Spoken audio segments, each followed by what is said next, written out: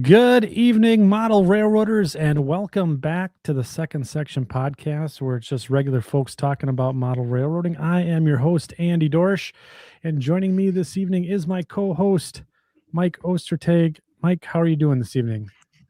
Good. I think I'm getting too old. Lights are starting to bother me for no reason whatsoever. Like this is like really bright. I can't this is where the hell are my fans going? Like this is all way too bright, and I wish it wasn't. I thought these lights were going to be a good idea, and they ended up it's too much. It looks like too it just much. looks like a white bar. Yeah, see I shut it off and then it doesn't, but the room is, I don't know, it's just they're cool lights. They work. Yeah, I know, right?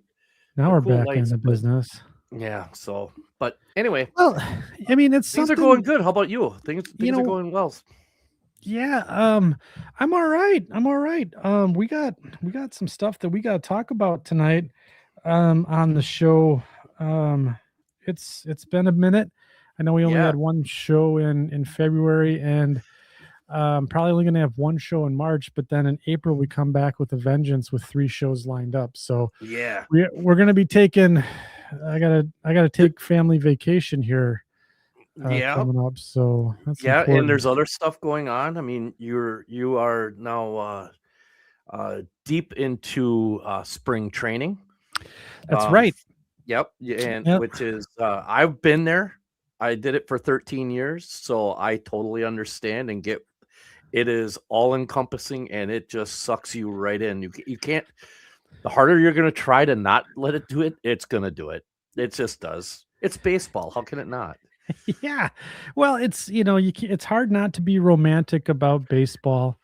Right. And it's, again, there was 2 things when I was growing up, and when I was 9, 10, 11, 12, 13, it was baseball, little league, and it was model trains. Those are the 2 things and that my life revolved around. And yeah. So we're here tonight. We're going to talk about some model train stuff. We got a fun show tonight. We're going to talk about how dirty our layouts are, and not like the little prizer figures, with the girl with their shirt up and all that. None of that dirty. We're talking these things they're filthy. They're absolutely filthy. And they do nothing but collect garbage. They're the worst. They are the worst. They turn into a shelf. They collect garbage. Mm-hmm. I got a really gross story that I'm going to share with you guys about my model railroad layout that that you may or may not appreciate, but nonetheless, we're going to talk about the many ways to keep our layouts clean, operational, and presentable. And then also maybe how do we get ready for the summertime here, as some of our model railroads might go idle here, which is some of us, not all of us. And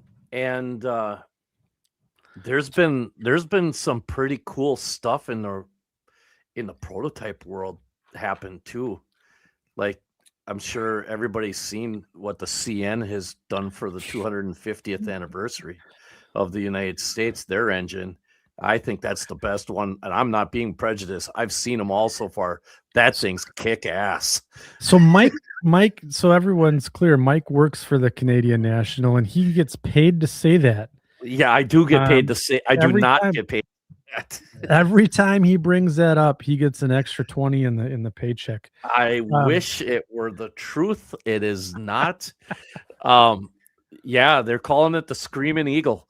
I saw it. Yeah, I gotta say, I about crap my pants when I saw it for the first time. I'm like, no way. Man, things cool. They did some really. I thought it was really good. The CPKC one. You know what? When you put the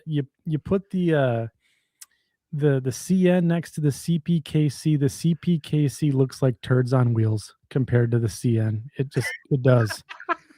Yeah, I'm not gonna lie. CN did 2 of them. They did the other one is the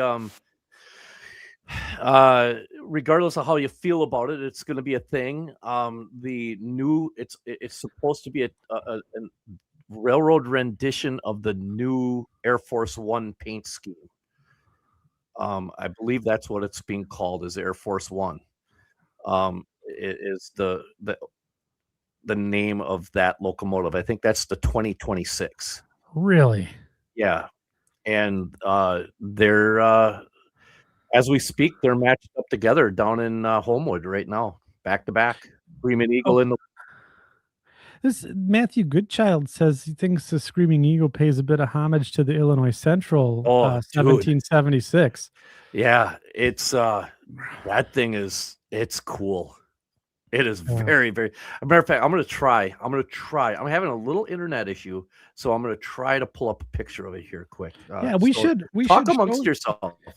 We should show the good folks at home exactly what we're talking about here tonight with the new CNs, the paint schemes. I think they're just they're great, at least in my opinion. Maybe I'm biased. I don't know.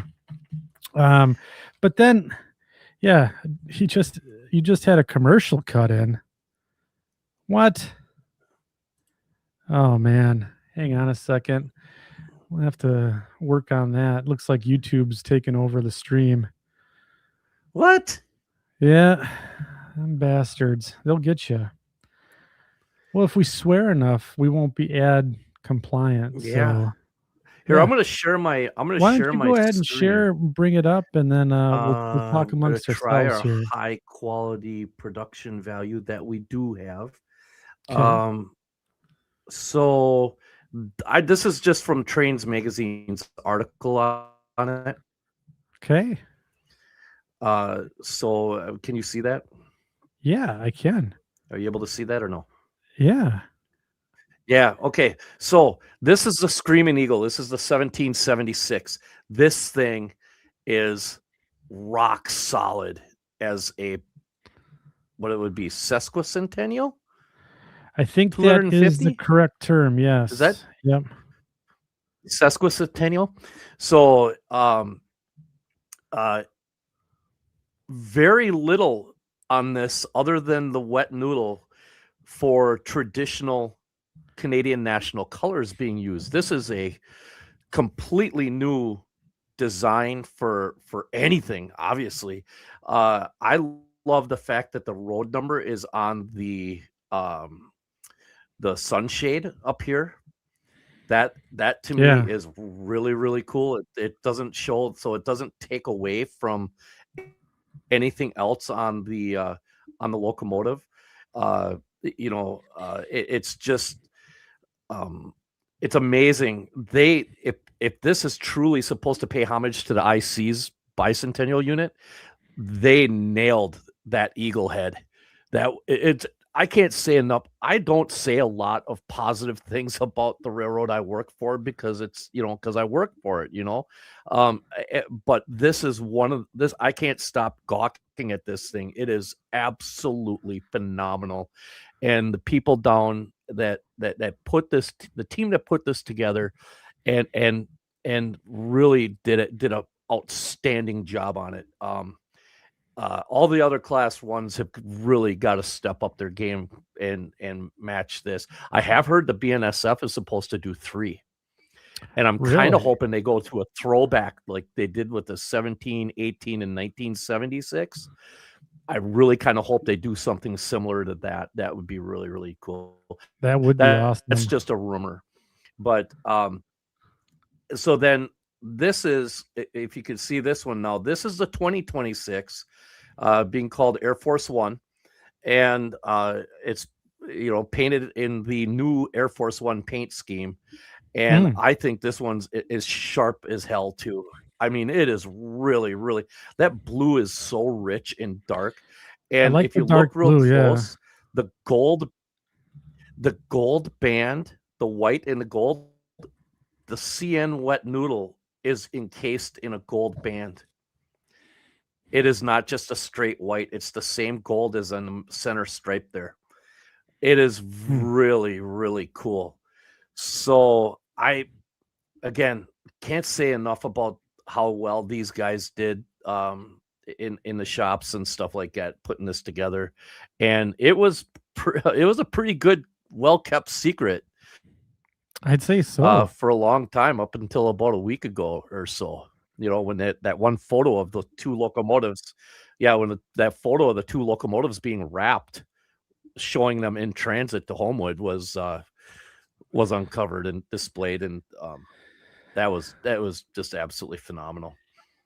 This So is hats I off to the mean, My Railroad, the Canadian National. Congratulations, guys. your bonus check is in the mail, Mike. Your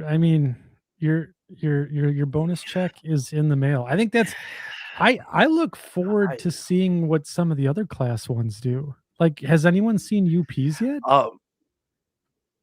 I don't think they've released one yet. I don't think haven't released one.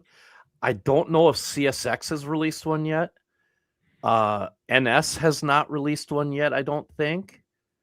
And I don't think BNSF has done one yet. I think the CN and the CPKC have gotten theirs done. I may be wrong. I know there's a lot of regionals and short lines that are coming out with stuff, but The CSX will crap the bed like their heritage units. Yeah. Let's see here. I'm going to share one more photo here. Here's the CPKCs in case you guys haven't seen it. This is from Railfan and Railroad Magazine's online article.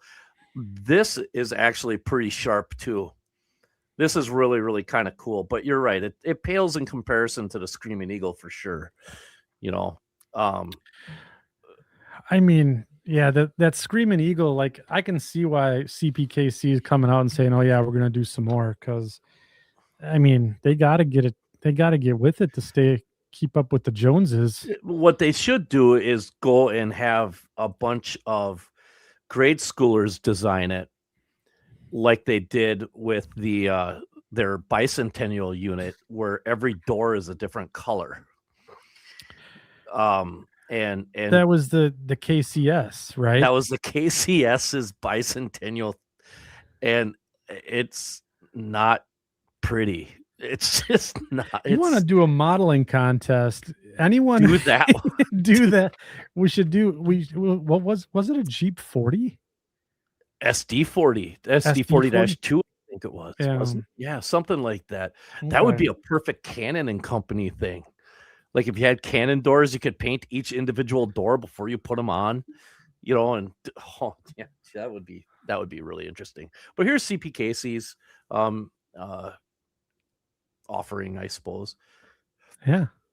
But offering, and the thing is too, is like we're so critical of it, like we had have anything to do with it. Yeah. I'm gonna see if I can't find any. I'm gonna see if I can't do a quick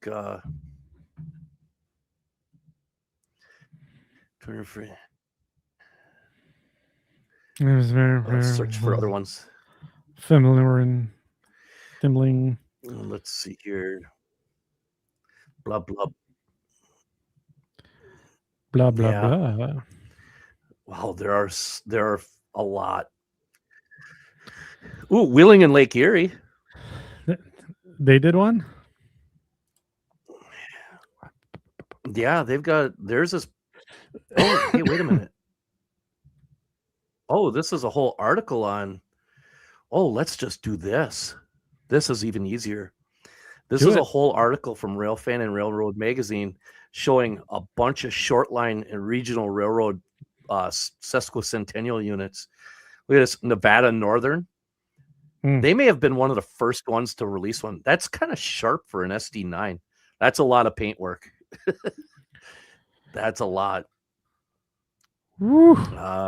Yeah. It's all right, though. That's all right.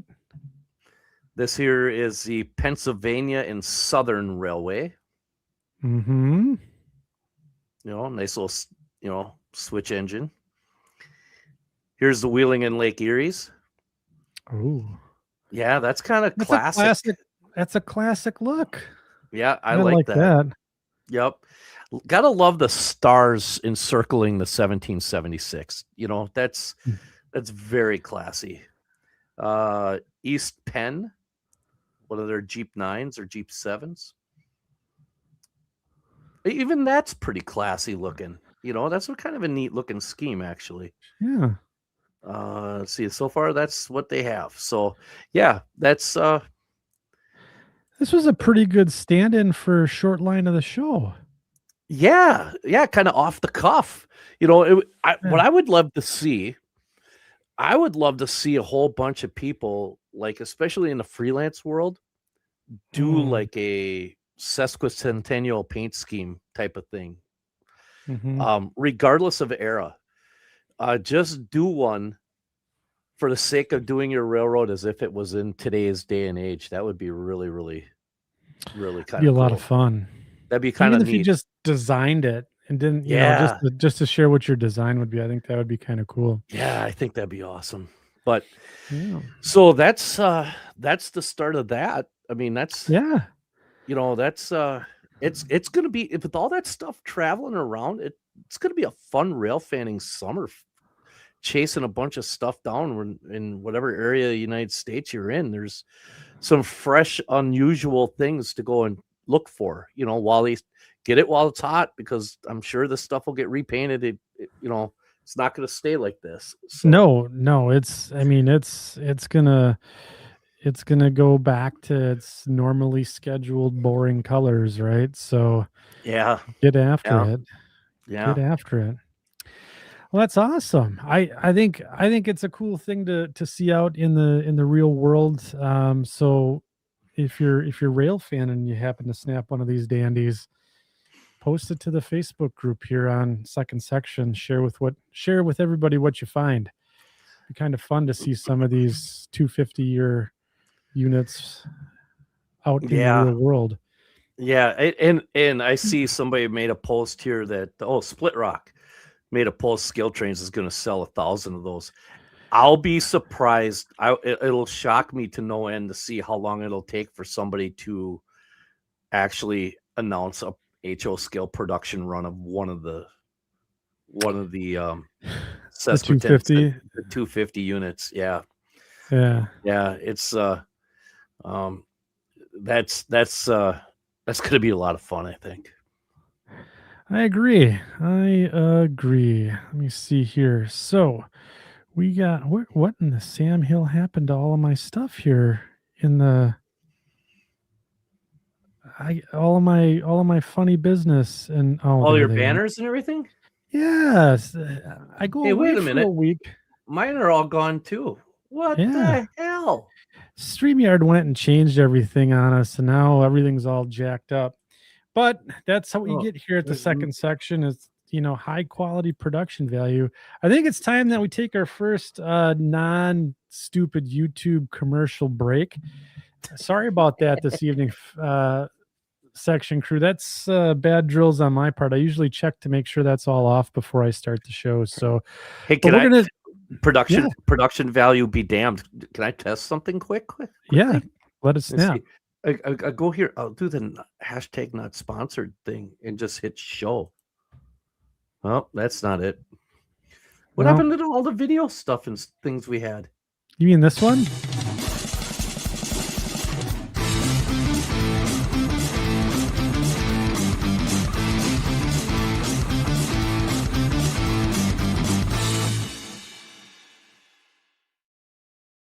There it is. No, the other one. No. Well, it's too late now. The cat's out of the bag. It is time for hashtag not sponsored here on the Second Section podcast, where Mike and I talk about things. We love things, and we love new fun things that are coming out in the model railroad industry. And guess what? What? We're not sponsored by anyone, so we can badmouth any vendor we want. Oh boy. I'm just kidding. You're not going to do that today, maybe. But we do have some really cool stuff. And Mike, I think you should start. Okay. I think, yeah. For once, I'm not going to be coy and shy about this. I'm going to say, I think the cat has definitely been out of has gotten let out of the bag here a little bit. By my own doing. Yeah. If you have not been on Facebook or have been living under a rock or under the Canadian ice shelf of some sort, you don't have access to these things. Home Shops and myself, Chris Palomari, and I have been working for a couple of months now on a Farlin terminal locomotive. And well, it is now up for pre-sale on Rapido's website. And for those that have not seen it yet, I'm going to show you what it looks like here. Dumped it on with this and this. There you go. Like that is going to be the Farlin Terminal CF7. I designed the paint scheme myself. Nice. And thank you very much. It's loosely based off of, man, I can't remember which one. It's I don't think it's a Santa Fe one. It's one of the variants of the Santa Fe. One of the post Santa Fe variants. But anyway, it's there's going to be 50 units of 2 numbers, and the numbers are very near and dear to my heart. The number here, 1534, that is actually the address that I live in, have lived in for the last 30 plus years. And so I thought I'd like to somehow pay homage to, my home, and so I decided to do that as one number. And then the other number, I don't have a picture of it, but it's the 1511. And that is the house I grew up in and where my mom and dad still live. So I took a little bit of a page out of the Ashley, Drew, and Northern and the Georgia Pacific type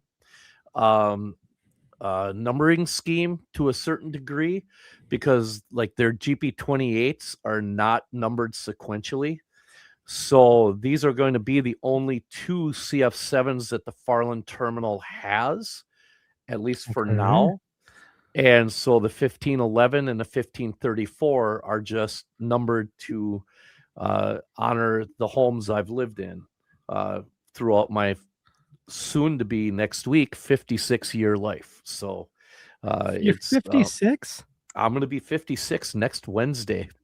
No. Holy crap. No, not next Wednesday, the 18th, on the 18th. I'm sorry. See, I'm so old, I don't even know what day it is. But these are going to have, they're I believe they're being offered in sound and not sound. And I don't know what the numbers of how many are available of each. But if you're interested in getting one, head on over. I can't wait to get my hands on them. These are so cool looking. Yeah, go ahead. So I'm a noob when it comes to the CF7. Can you tell me about the Locomotive and why it is, I guess, why is it such a big deal? Well, because back in the early 70s, when the Santa Fe needed new power, all they had were F7s and F3s and stuff like that. And crews were starting to complain about the fact that these engines were getting used out on locals and they couldn't see. They couldn't see. So the people in Claiborne, which is the Claiborne shops, came up with this design of reutilizing is that really a word? Reutilizing? Probably not. I don't think I'm gonna let you score that one. Let's go with utilizing. It's kind of like, irregardlessly. That's not like a word either. But they utilized the cores, the frames, the trucks, a lot, of the F7s, and created uh, what you see here in the CF7, which kind of looks like a goofy looking GP7. Yeah. It has a GP9 or GP7 type long hood. And then early ones used the contour of the F7 for the cab. So the cab was actually, there's rounded versions. So you had a rounded cab, and that actually followed the contour of the F7s. And then they came up with this cab, and this is I believe they call it a Topeka cab. I might be wrong on that, but because I know the Topeka cab was on the GP7Us. Anyway, I'm all over the map here, but this created an entirely new locomotive out of worn out, run down F7s that were nearing the end of their lifespan. And this in the 70s, they started doing this. And there are a lot of them out there running still today. A lot of them on short lines, and not as many as you think, but there's you could still go out and see a CF7 running around. They're So really kind of neat to go watch. they still have the 567 prime movers in them, or did they get rebuilt? Yeah. I believe it's a 567 AB or a BC, something like that, that's in it. Okay. Yeah, they were a 567 prime mover. And so they're really kind of neat locomotives, and they're great for short lines and for freelance railroads. And it was like the boom of the 70s era. Let's rebuild something, because locomotives were really expensive at cheap, that right? time, and it was cheaper to rebuild something than it was to go and buy something new. I mean, you had the Illinois Central's Paducah program with the GP8s and the GP10s. You had the Milwaukee Roads GP20 program. These are all GP9 rebuilds. Conrail subcontracted with Paducah and did some GP10s, some high nose, some low nose. A handful of them had paper air filters. I think some did not. I may be wrong on that, but I think I'm a little. I think I remember reading that someplace. You had the Santa Fe CF7 program. You had the you had the Burlington Northern's rebuild program for GP7s and 9s. The list, the Chicago and Northwestern, the Olwyn shops, they rebuilt a bunch of high hood Jeep 9s and stuff like that into low hoods and rebuilt them. In a minute. What's that? Yeah, I mean, about that in a minute. And then they also tried experimenting with a couple with the HE15s and the Caterpillar. They had two of those. I mean, the list of these rebuilds during the 70s is endless. It's timeless. And I apologize if I forgot one off the top of my head. Oh, the GP16 program by was it Seaboard Central? I think it was Seaboard Central that did the GP16. Family Lines, whatever the Family Lines was at that time. L&N, all of that stuff. Seaboard Central, they had their Coast. Yep, they had their GP16 program. I mean, the list goes on and on and on, and it's really, really kind of neat to actually have. I will just real quick shout out and thank you to Chris for approaching me with this project, and to Rapido for creating this. And I've seen the CF7s at train shows. They are no joke, a cool looking engine. They're doing these are going to be cool once they get our hands on them. So, they're really neat. Well, I think you sold me there. If I had to, I'm going to probably have to pre-order both, huh? They're going to look good running on my local, and I think I might even use one as a yard goat. Yeah. They're able to be leased out anywhere for a price. They're FTLX, right? They are FTLX, which is my fictional leasing company for Farlin Terminal. So Yeah. they can be on anybody's layout. So that is actually one of the reasons why I put the FTLX on there, is because I wanted people to be able to feel comfortable with purchasing one and having it on their own railroad. And it gives a backstory that, hey, I'm leasing this from FTLX. So, yeah. So here's the F7 there, and it's $359.95 for the DCC and sound. And I think the non-sound, I think I had one of those. That's weird that that really lags the whole their website a little bit. $249.95 Yeah, for I tell you for what, the non. it really is gonna be kind of neat. And like I said, there's only gonna be 50 numbers or 50 units uh of each road number made. And on top of that, check out the other stuff that they've got on there. They have I believe it is Alabama Central is the other Yep, the CF7 that's going to be Radisson done. McGuire's Yep, Alabama yep. Central. Yep. His and mine are the only two CF7s, and then they've got a bunch of RS23s coming. Yeah, those are kind of cool, and our good friend Thomas Gazier's. I wouldn't say he's a good friend.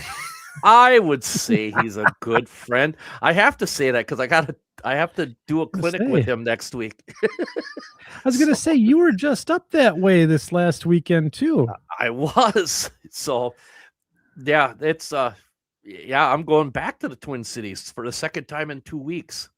Look at this. Yeah. So yeah, I know. There's the RS23s here, so they got one for the Arkansas Valley. Yep. And the Cara Terminal. Yep. And then the West Falls. And then look at this Jim Dandy right here. Yeah, the yellow. This is the one. This is the one. Yeah. Yeah. So, if any engine ever screamed patch out job, that would be the one right there, I think. I can see one of these on loan at the Mascoutin Valley for this. Is going to be an expensive. This is going to be an expensive month for me. I know. I mean, well, look at it like this. I'm going to approach it like this. My reasoning to have a split rock RS23 on the, I wouldn't even say good. Let's just leave it at acquaintance. So he's model railroading acquaintance. Yeah.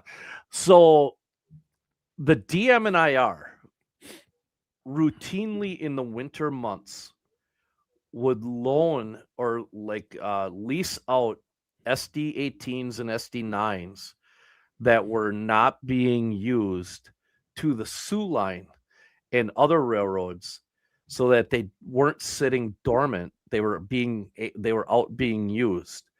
So they would really go, and you could go with that narrative to get a split rock one that, hey, it's, they're out there, but this is out into, we're leasing it for right now because they have low traffic levels and don't need it, but they're making revenue with the locomotive. Yeah.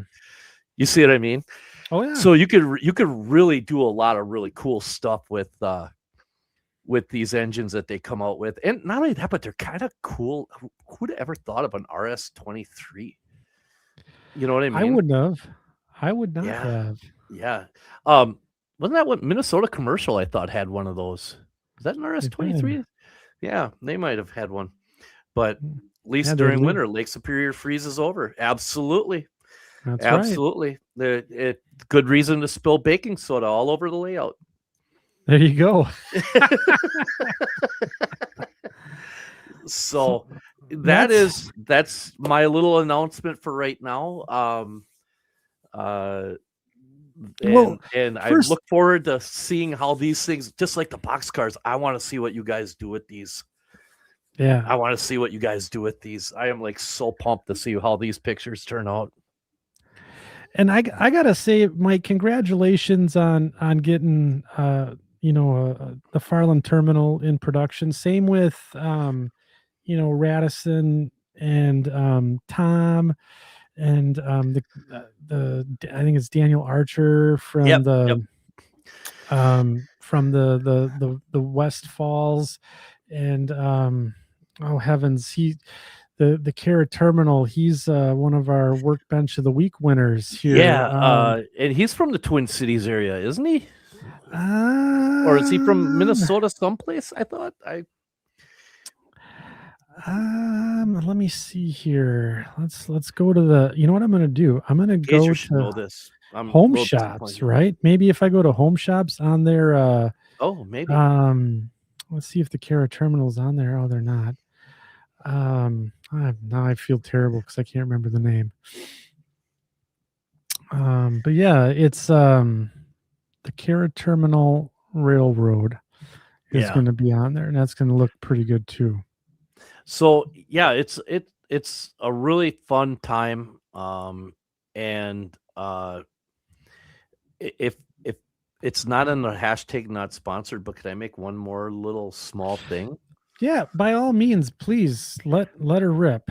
Okay, so the Colorado RPM is coming up, and with like I said about they're really looking for some, like that's going to be in October, and so I'm telling you now, so you have plenty of time, but they're really looking for a lot of new freelance railroads to have equipment running on the Colorado Model Railroad layout. Mm-hmm. And it's going to be, so they're really looking for anybody and everybody that wants to do what, locomotives and boxcars and all sorts of stuff. So get a hold of Chris Palomari over at Home Shops and let him know that you're interested in maybe sending something over that way, or I'm probably John throwing Whithouse. John Whithouse, yes. Yeah, John's a good guy. Yep. And yeah, they're really looking to make this year's Colorado RPM even bigger and better than last year. So it's so start getting your creative juices flowing, guys. It's going to be summer's no time to slow down in summer.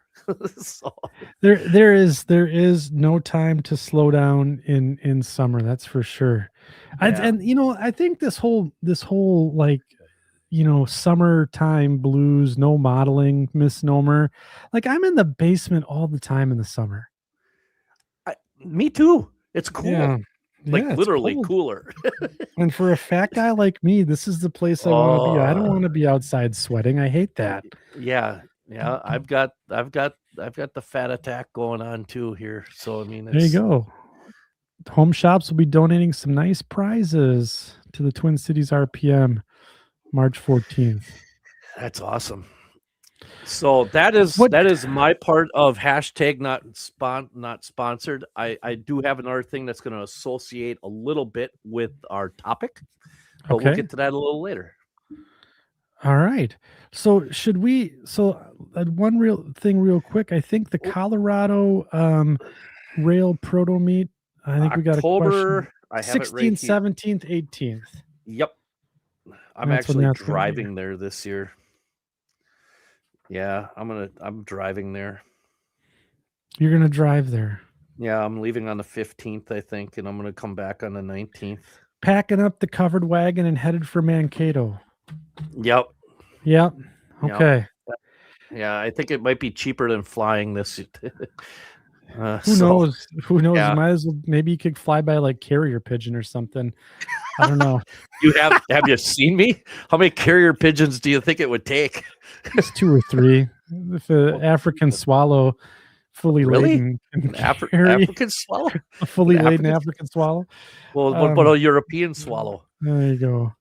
All right, so let's get to the topic. Yes.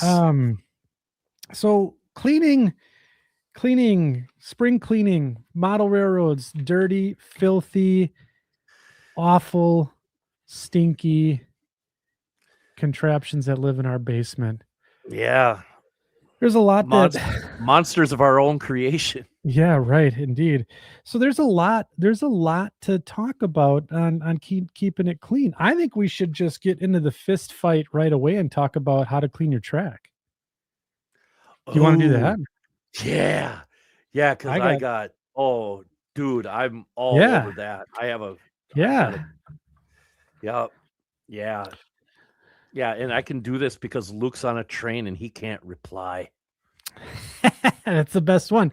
So what do you got? What do you have? What do you like to use for cleaning your track? 80 grit sandpaper. No. 80 grit. That might be a bit aggressive. We got My track is pretty dirty. Mike Lindsay's got plywood blocks. So I used a little Iowa scale engineering deal. What's this now?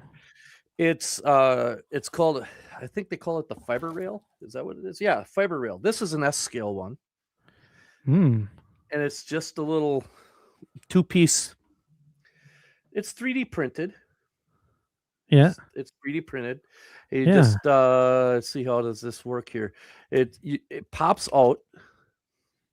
And so you have a piece here. My hands are not working today. So you have a piece here, here, and they have a little arrow here and an arrow on top of here so that you can line everything up. And what the hell is this thing called? Fiber rail. Yeah. FIBERAIL. And this is an S scale one, but I'm using it for HO scale. And it has these little, little fabric type pads. And you simply put a pad there and line up the arrows. And through compression, the pad just stays right on. You line up the arrows, and there you have that. Go across your track. See if I can get a little bit of dirt. Okay, because this thing's going to be dirty as all hell. So I'm going to grab the link for this. And you get, not bad. Yeah. And if you wanted to, you could probably do a little, some kind of a little soaking or whatever if you got some heavy dirt and stuff like that to get that on.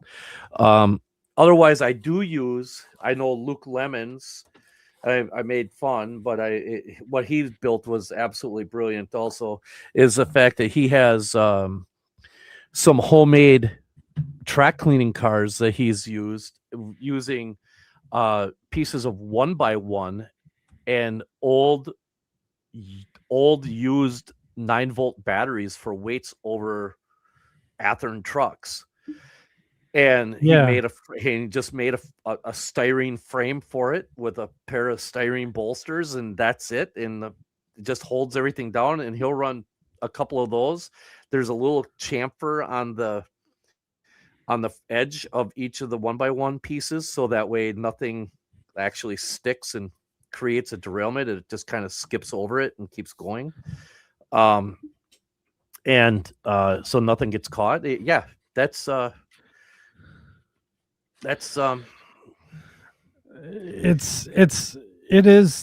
pretty cool. Split Rock just posted a little video about a gadget that he's got. It's very similar to the Luke Lemons 1x1 with the battery, but I posted the link in the chat to his Facebook page where he has this little video of it running around. I think that's a cool little jobby. And then you pair that up with a little of the CRC 226. Good idea too. And so this stuff, it's good for cleaning track and then kind of also putting a little lubrication down as well, to for electrical lubrication for conductivity.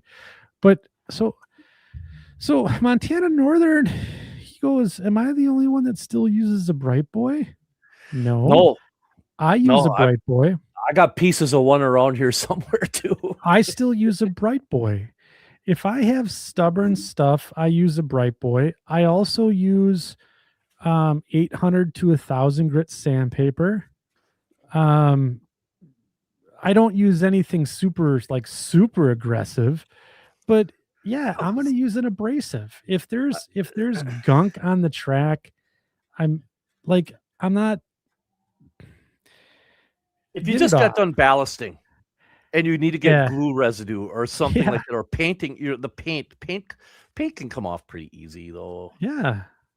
But if you use any kind of liquid or anything like that, all you're going to do is spread it out, and then when it dries, you still have the issues. I was joking about the 80 grit. This is 60. There you go. That's what you got to use. Yeah. Wait a minute. I mean, You know why I look so crappy? This isn't even the. Why didn't you tell me this? huh? Holy cow. Man alive. I was like, there. How's that?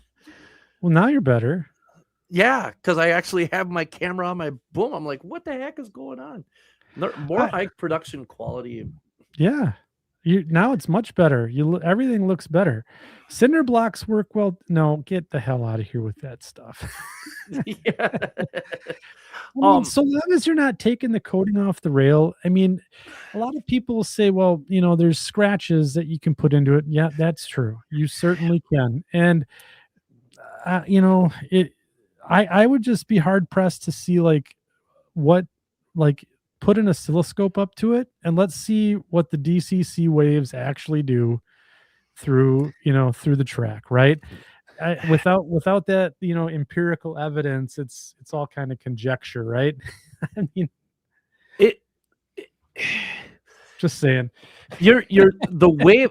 You're not going to have any real change at all, I don't think. Yeah. But I mean, yeah, I mean, this is a million ways to skin that cat. You know what I mean? Yeah. It's one of those deals where I don't know that there's necessarily a wrong answer. You're gonna get people who just hold tried and true to like some, who was it that just said the bright boy? There's those camps. There's the non-abrasive. I mean, there's whatever works for you. Yeah. Is that's the best answer. That's You're the right, best Mike. answer. Whatever works for you. And if you're having an issue where you're just having a problem getting a certain part of the layout clean, then get creative, be innovative. You may stumble upon something that hasn't been tried yet.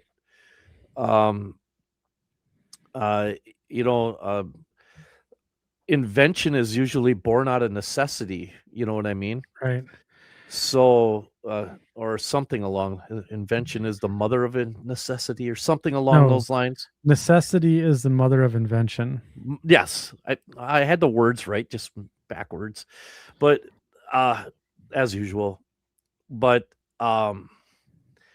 yeah, that rolls right into another good question. Look at Tom right away. Yeah, so he's this all was over this tonight. So this was actually on my list of things to talk about, right? So what does everyone use to clean wheels on rolling stock and motive power? So I'm going to do the one thing that that pisses me off the most. Okay. But I have this lifelike track cleaner from 1989. Oh my God, I haven't seen a bottle of that in years. Yeah, and I had to destroy the childproof cap because I couldn't get it open, but I don't know what they put in this. It's good stuff. I use this exclusively to clean all of my locomotive wheels.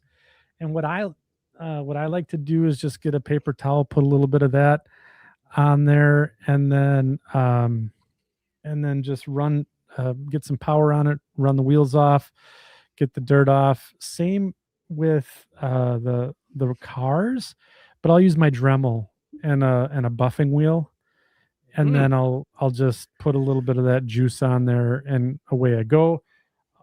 If I'm having problems with the cap, since I busted the childproof cap and I can't get this open, I will use the CRC 226. I seems have to a little help. different setup that I haven't actually used yet because I haven't really done a whole lot with it, and I didn't think to bring it out here. I can go get it quick. Yeah. Okay, hold on. So I'll just talk Oh about my God, this. my shoulder. Yeah, I'll just talk about this Lifelike cleaner a little bit. Is that a Toys R Us special? No, this is a Hobby Towns USA. Is when we first got one back in, I think it was 1989, 91, that era. So yeah, and then I use basically this, and I've managed to limp this along for ages now. I think it's just glycol, to be 100% honest with you. I don't actually know what it is. Doesn't taste too bad though. You know, and I haven't drained my Bramage yet, so it's pretty good. No, don't go drinking that stuff. That's bad news. Let's see here. Some of the other folks here. I use wine for cleaning. Tastes good. Okay, interesting. But uses Goo Gone. The CRC is a non-conductive contact cleaner, if I believe. I think you're right.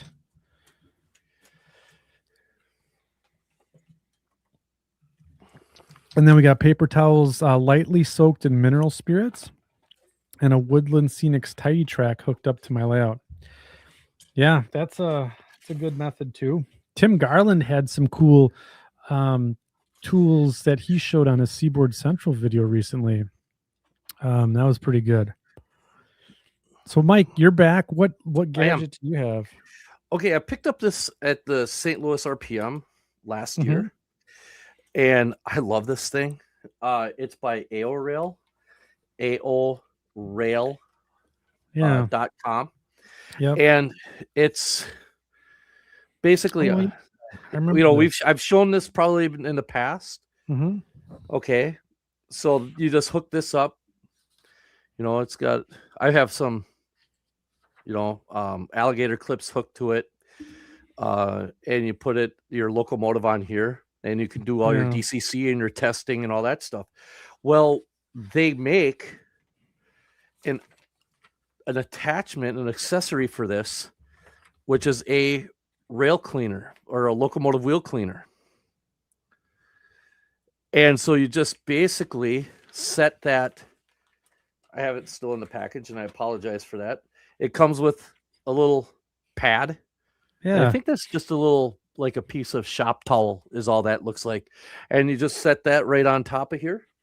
And then put your locomotives on the rollers on one end, and your other end of your engine inside here on the pad. Start it up, it starts turning, and the wheels go, cleans the wheels. Yeah, kind of neat. That's awesome. Yeah, so I'm looking forward to trying this out. I really do need to do it because a couple of my engines are getting a little funky. I got a bunch of crusty equipment on my layout because of the dust. The worst. It is. I hate it. It is.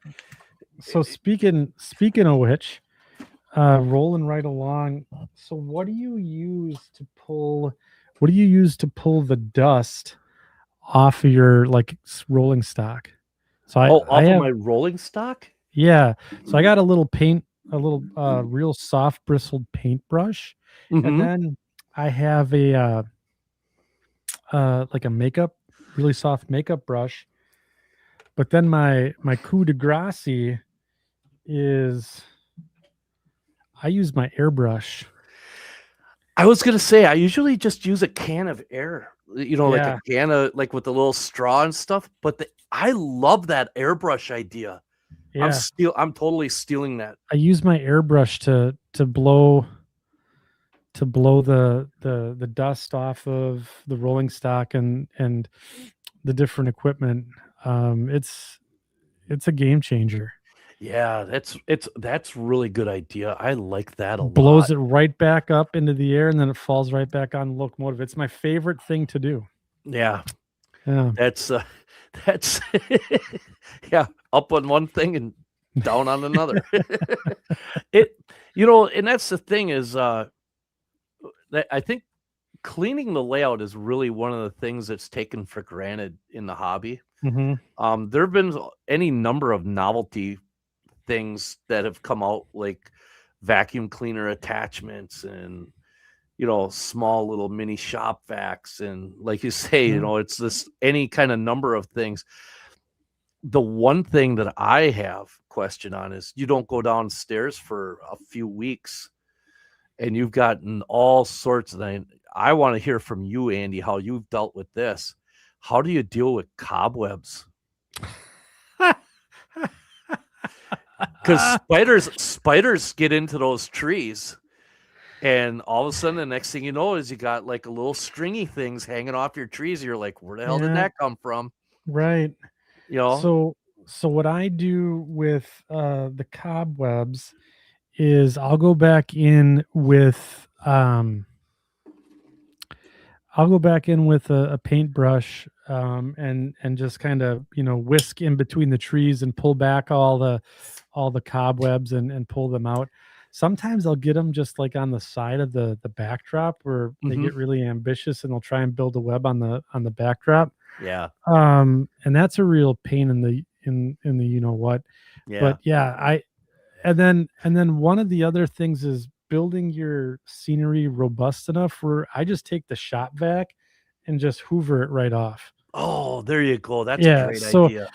so I glue everything down and I make sure that everything, all the flocking and stuff is glued down. If I got little figures, I make sure that they're out of the way so they don't get, sucked into the abyss. Um, but this is a great segue because spiders are not my only vermin problem that I have on my layout. Mice. No. I have mice or had mice on my layout. I had mice shit Oh. all over. And so I had to go out and get some glue traps. Did they And what I work? yeah, oh yeah. And then I set them on for whatever reason, the mice love to just run down the rails. This is no joke. So I had a mouse come through the hole in my wall back here for this scene. I got him on the glue board and he came through, crashed through all of these trees, made it into the bog, into the water, and then that's where he was. And then he died. And so and I've caught two mice so far on the layout. At the beginning of winter, they all come in the house because Yeah. once it gets cold here, right? Yep. And it's an old farmhouse. There's holes everywhere, and boy, those. So I have the sonic devices all around, but they get used to the sonic noises. They do get immune They to it. adapt. Yeah, they adapt. And so I tried them, and so now, but I like the BB gun safari. I think that's a good idea. My son wants a cat. Maybe I'll get a cat. I don't know. Yeah, cat. Right up until the cat catches one of the mice and brings it in the house or upstairs for your wife to as a prize for your wife. That may strike the end of that. I'm just saying. I know Joy would not like that very much at all. No, it's But place 1,000 volts to the rails for the mice. oh, there you go. That's a good idea. Fried mice. Yeah, But that's that is the gross story. oh wow. Yeah. you know what And there's nothing worse than that little mouse poop, because all of a sudden you're like, where the hell did this come from? Now you know there's one in there. and the You little know. bastards, so I had for the Wallace Locomotive Works details, I don't know what it is, but I had their little propane tanks. Them Yeah. mice love to chew off the top details on the Wallace Locomotive Works propane tanks, those little 15-pound propane Yeah. tanks. Yeah. I Yeah. had one sitting back here in this scene. They come No. through, they chewed up all off the top of all of them. And then all of the trees that I had in here, they chewed up all of the trees that I built, and just like it looked like Godzilla had come through and just tore everything down and then left poop everywhere. Let me ask a question quick. Do you Yeah. think they were utilizing it and saw an opportunity to make nesting material out of it? They absolutely did, because over here I had a really dense like tree scene, and lo and behold, they must have started trying to build a nest back there, Yeah. because that was and then when they urinate everywhere, and then it stinks, and oh my god, so I'm down here with like votive candles and all sorts of stuff. I'm spraying stuff, the layout down with Febreze, you know. And it's right over the top of where your shop is, your workbench is right there. And yeah, that Yeah, sounds like a fun time, man. That sounds great. Yeah, anytime you get a rodent of any sort, that's just good not just idea. mice. I mean, it's bad news. I mean, and the worst part is they're cute little bastards, and it drives me insane. Yeah, yeah. So They're only cute until they wreck some of your stuff. Then they're not so cute. yeah, and You know. and then so on top of this box car that I have in the scene here, there, and I don't know if this is just like irony or whatever. This is the NMRA car, but that I had for the Winnebago Land Division. But there were 3 turds on top of the car. So I don't know if that has anything to do with the NMRA or anything like that, but That does not reflect the comments that are just been spoken by Andy Dorsch. Do not reflect our nice friends that we love and cherish that are a part of the NMRA. Oh my God, that's funny. Yeah, That's it was. funny. That was the one little Oh, funny bit that I laughed. I mean, they ransacked Pine River Junction. It was a disaster. So, anyways, well, maybe they didn't like the way you did your scenery. They just wanted you to do a little changing to it. That's it. yeah, they're like, you know what? This tree needs to be pulled out, half Yeah. eaten, and then left on the side of the road. So, Well, they get their little paws, grubby little paws into everything, I guess. yeah, I So suppose. Yeah. So, so the one thing here, couple things. All right, so we talked about cleaning. What Mhm. about preventing the mess to begin with? Oh, well, okay. Um,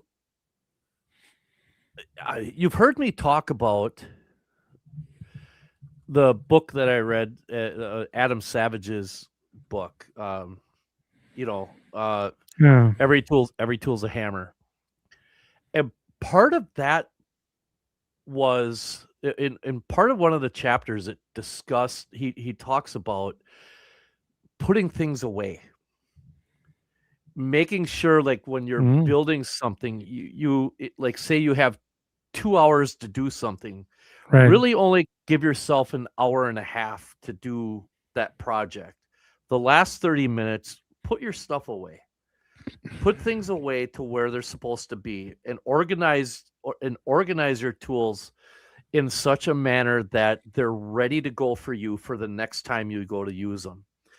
And whether that means the next day, and I am by far absolutely nowhere near this level of cleanliness at all. I mean, I am so far. However, things are about to change. So that is going to change as well. But I really took that to heart, is because a clean and organized shop and workspace really will motivate you to get more work done because you're not spending 10 minutes looking for a hammer that you know yesterday you put here and now you can't remember where you put it because it's the next day and you just don't have you're wasting time. How much hobby time have you wasted looking for a tool? Years. Literally, Yeah. probably at Yeah. least a year.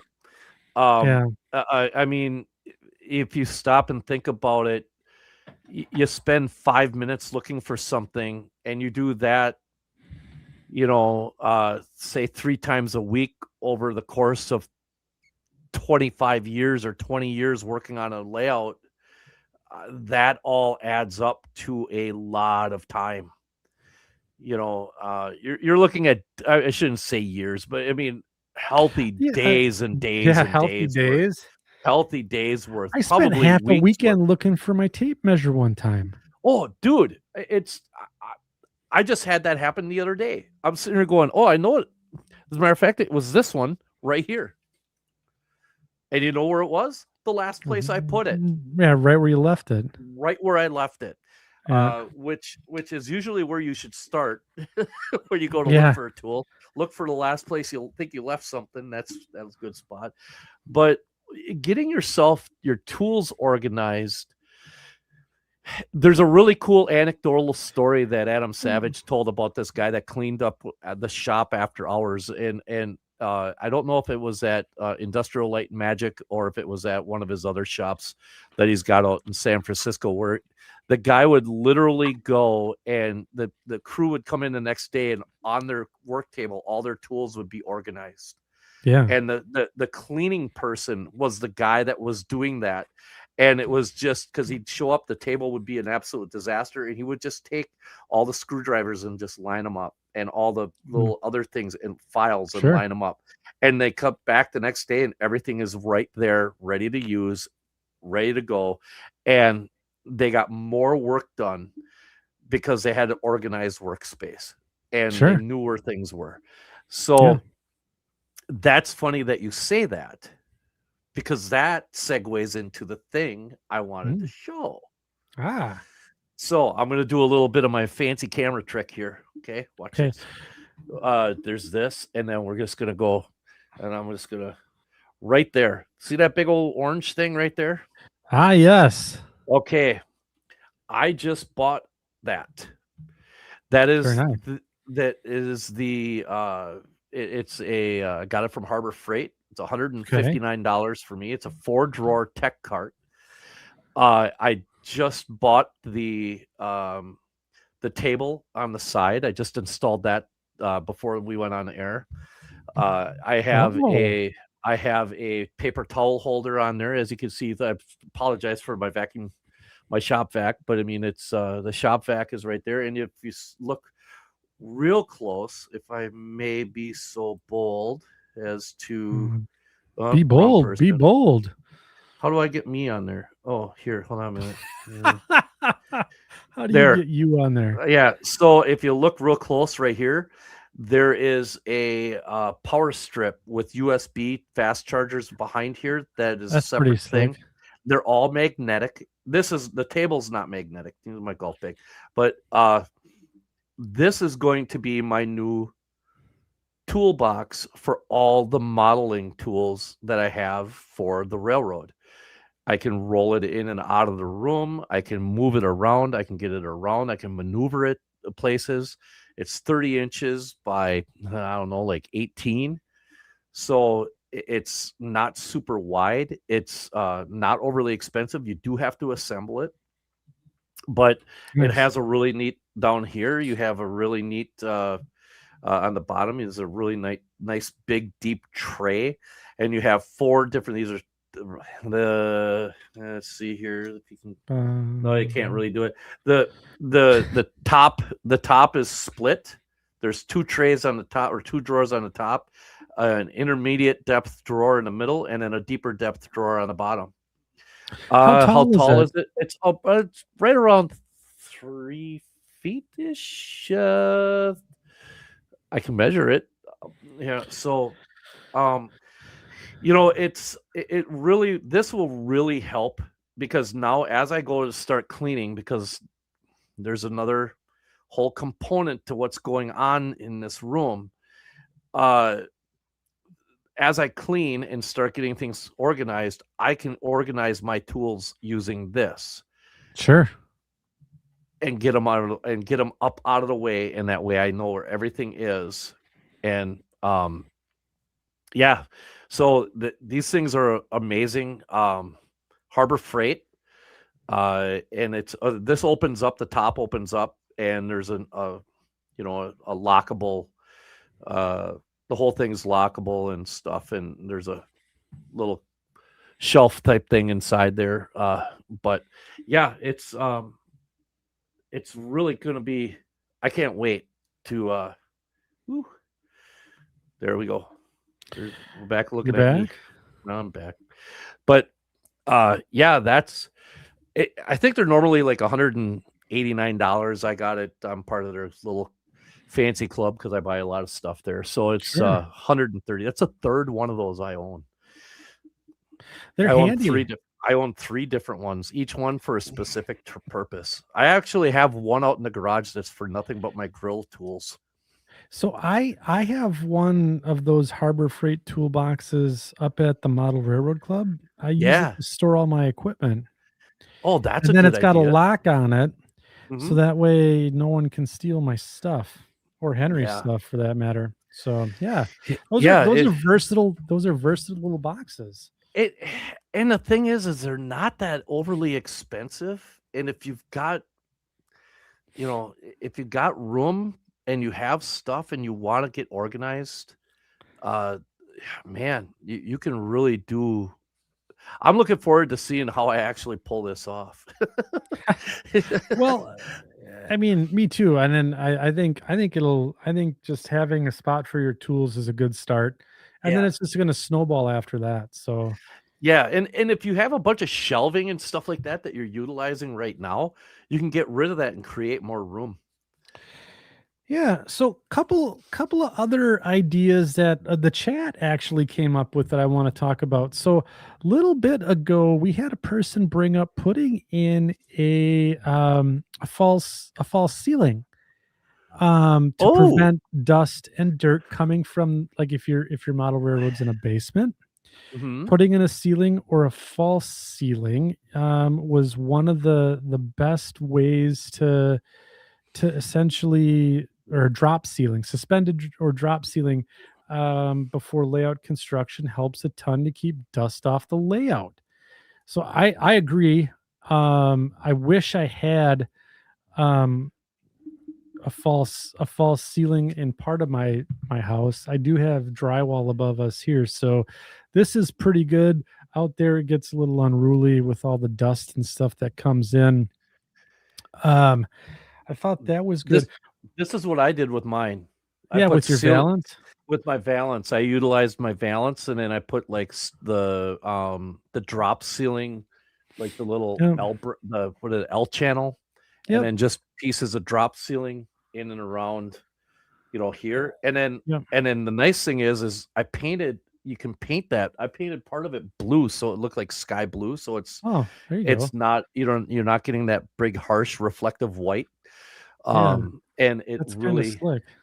yeah. So I mean, it's uh, boy, you can see it. Look at what I mean. Look at how freaking bright these lights are right here. Well, your It's just, camera's doing a bit to dim them down too, so yeah. But um, yeah, that's kind of what I've got going on with that. That's one of the things that I should automate this damn camera. So if I'm going to do that, just hit a button. But squirrel. squirrel, yeah, sorry. So so and one of the other things that you may not think about, Yeah. that contributes to your layout getting grimy and dirty is how you maintain your locomotives. So if you over Mm. lube them, Mhm. oil and grease Oh, all over the layout. grease attracts dirt. Dirt cakes on the rail. Rail creates dead spots. Get Dead out the spots. bright boy. Get out the bright boy. Yeah. Yeah. How many? Yeah. I would love to see how many people. This is dating myself. I don't know, Andy, if you ever had to do this, but I remember when I was a kid, and even not even when I was a kid, like when I was in my 20s, starting to just really get into this again. Taking a small little jeweler's screwdriver, and scraping the crap off of the top, off of the tread of the box cars, all the buildup. When they were plastic wheel sets? Plastic wheel sets. When you had that and you had you're getting all the garbage off of the wheel sets. How many engines that use smoke fluid? Never thought of that either. I got to make sure my son isn't around to hear this. My son abuses smoke fluid. You only need a drop in it. That mallet that he's got, I swear to you, do you ever see The Simpsons where Homer has the barbecue and he's got the gas grill, but he puts lighter fluid in it and he's just squeezing the bottle? That's Henry in the top of the smoke. just squeezing the juice in there. And then all of a sudden, like he goes to put it down, there's smoke oil everywhere.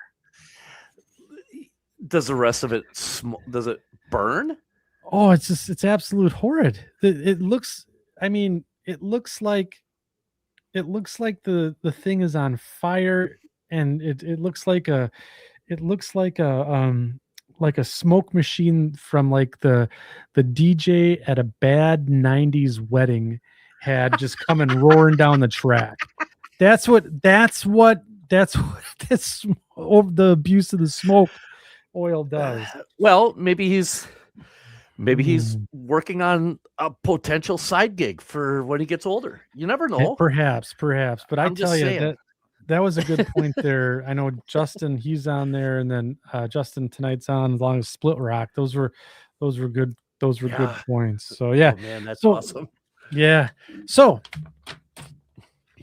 those are some ways to get rid of the dirt, and also prevent some of the dirt from getting on your rails, on your layout, mucking things up.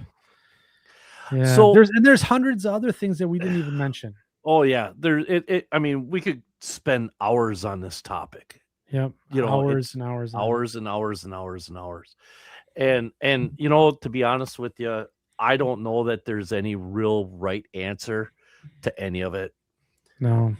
It truly is one of those things that whatever works for you. There's no magic bullet that just makes everything. You can't just snap your fingers and make it go away. It's one of those things where you actually are going to have to put some elbow grease into it.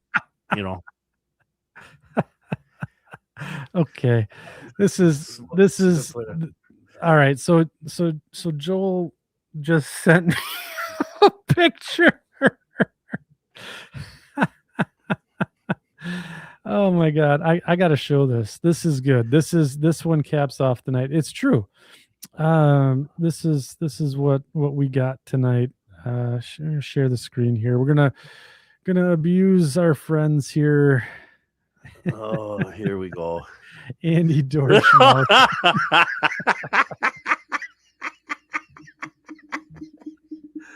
Well done, sir. Well done. That is that's awesome. You win. That might win Workbench of the Week, and we haven't even done. I tell you what, show's over, folks. Go show's over. That's it. That's it. I'm gonna put that on the Facebook group tonight. That is amazing. Thank you for making that. That is awesome. That is top. Holy cow! That is really, really good. Oh man, who's ready to keep the fun rolling tonight? We're having a good time here at the Second Section Podcast. I think we're going to take a small commercial break here. Ooh, all right. Yeah. I think we're gonna take a small commercial break here and possibly have the greasy meat hands banned. That's another thing. Keep them away from your layout. Oh my Keep them God, away. yeah. Yeah, keep the Those greasy guys, meat hands banned away from your layout. the drummer especially. Yeah, the bass player. The bass, oh yeah, the bass player. It's always the bass player. It's always the bass player. Yeah. All right, so we're gonna have them introduce our next segment here tonight. So sit tight.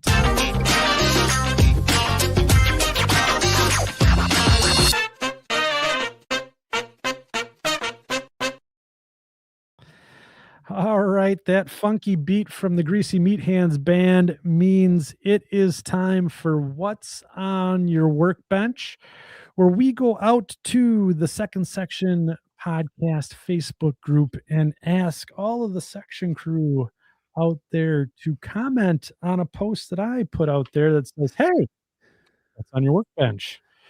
And we're going to go through. It's a great opportunity for Andy to work on his public reading, but it's also a great opportunity for you to share what you're working on and possibly win Workbench of the Week.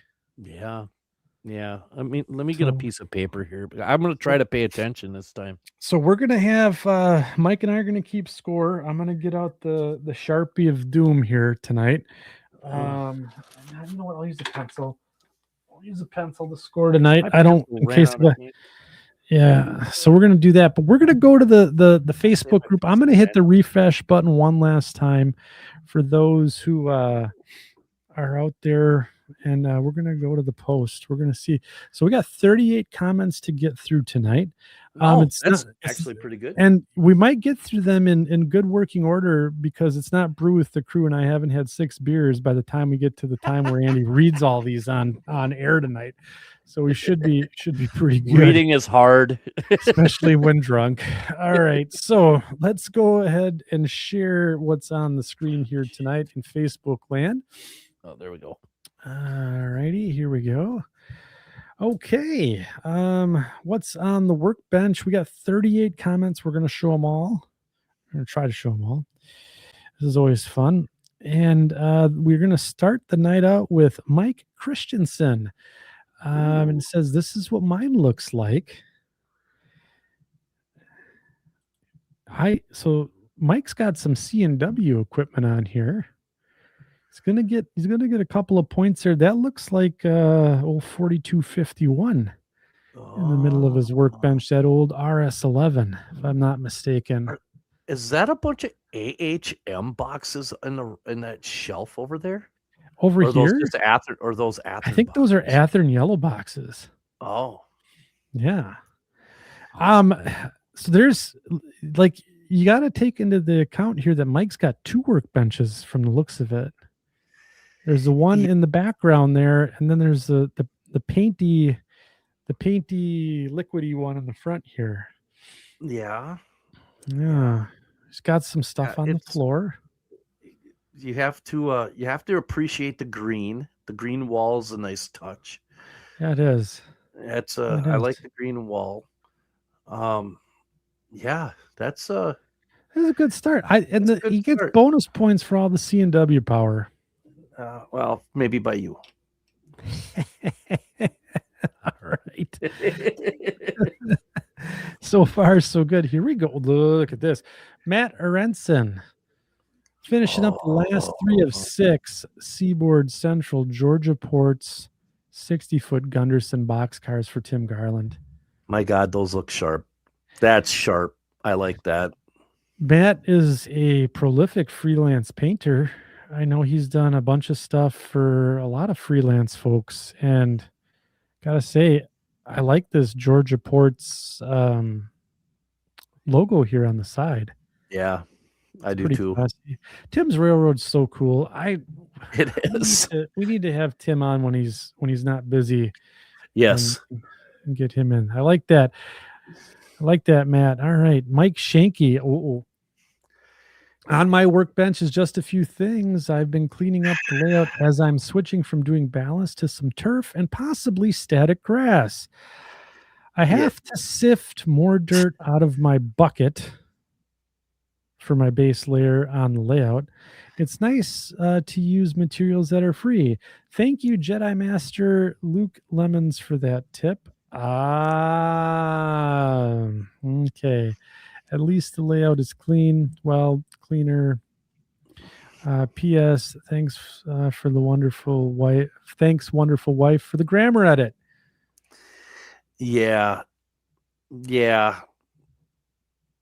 That's nice product placement, Mike. That's Minus points for minus the points hat. for the hat. I don't know. It's just That's good. may have had a little bit to do with some of this as well. I'm not sure for sure. That just screams You got collusion there. So you got the depth finder. Look at this. The Lowrance is in the corner. What are you using that for on your model railroad? That's what I want to know. Well, it depends. Maybe he's got the side scan on there and he's trying to detect when the trains come in. I will say this much: Mike has been doing a lot of really cool work on his layout lately, so it does make sense that he's trying to clean it up. Nice taco sauce product placement there. That's taco sauce, yep. Yeah, and then a bunch of that. He's got looks like he's got a 3D print project in the works there. Oh my God, he's 3D printing everything under the sun right now, and it's good stuff too. Yeah, so he's got some stuff here. I can't believe we took the figures out of the box though. I don't know if just putting boxes up on the layout or on the workbench does that qualify? I don't know. We'll have to think about that one. So here's perennial favorite of Workbench of the Week, Mike Slater. As always, a messy workbench. Working on the project is done. And another in the works, a big Hudson on the bench, is a 1940 763E. That was my Madison find. Didn't argue with the price, as he had it marked for a 1/10 of what the true value was. No kidding. Good for you. Nice grab, dude. Well done. The two Interurbans are 3D printed South Shore cars that are at East Troy Electric Railroad. Hashtag not sponsored. They are models of cars 30 and 33. Let's see if you can spot the taco sauce in the mess.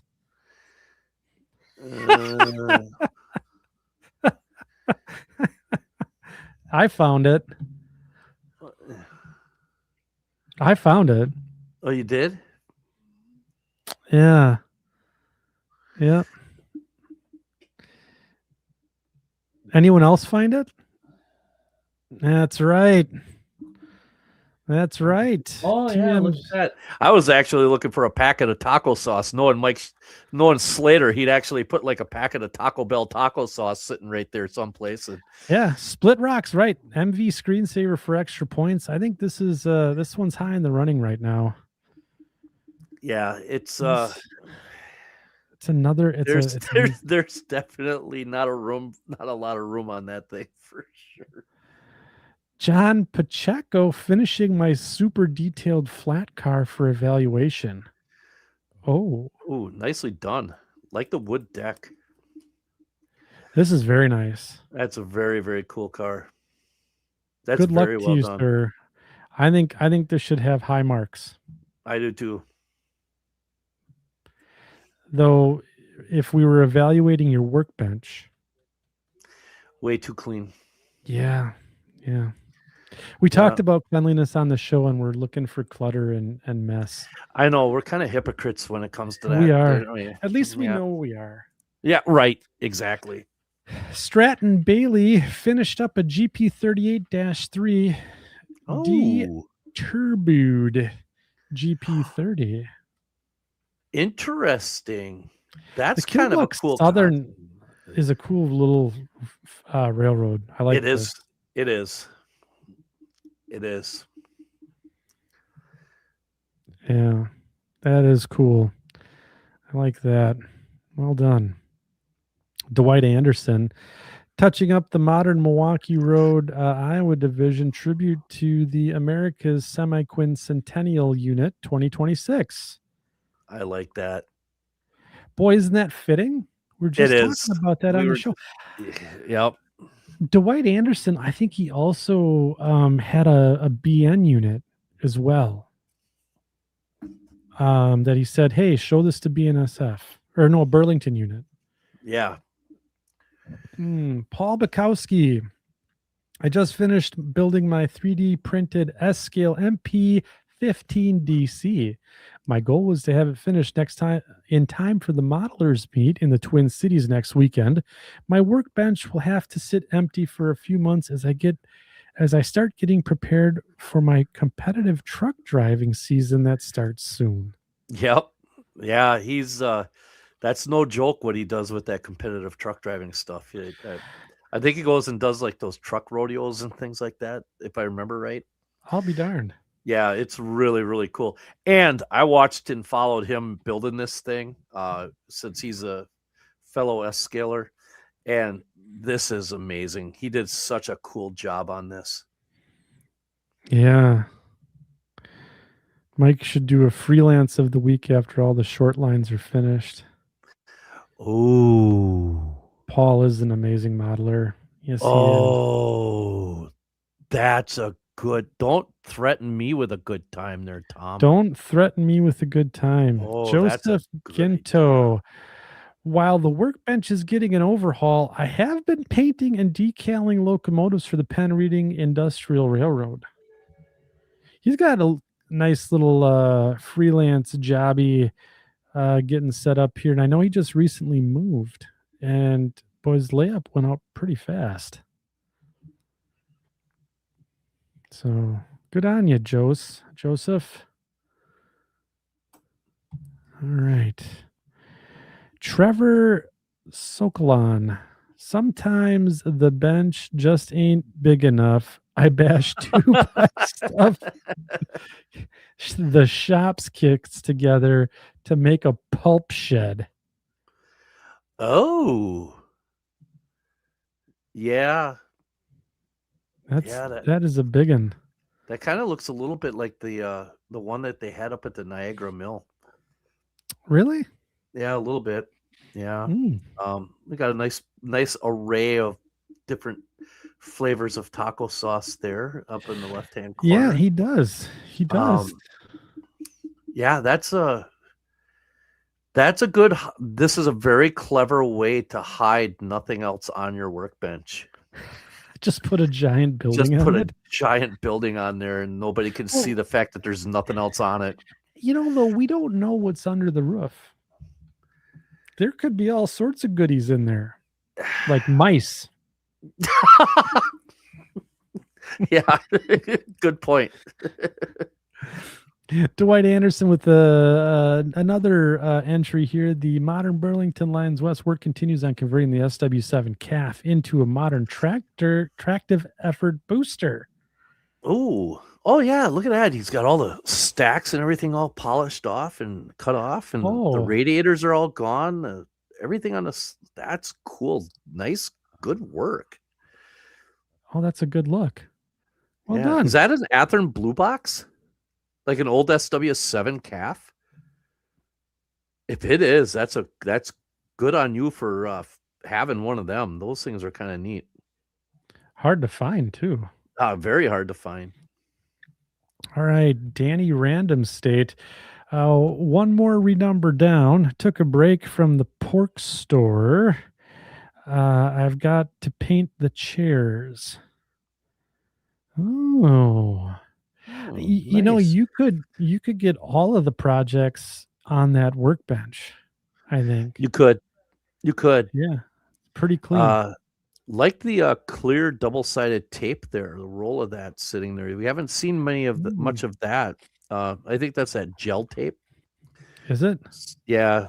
I use that stuff for some of the mounting stuff that I do. How do you like it? It has its place.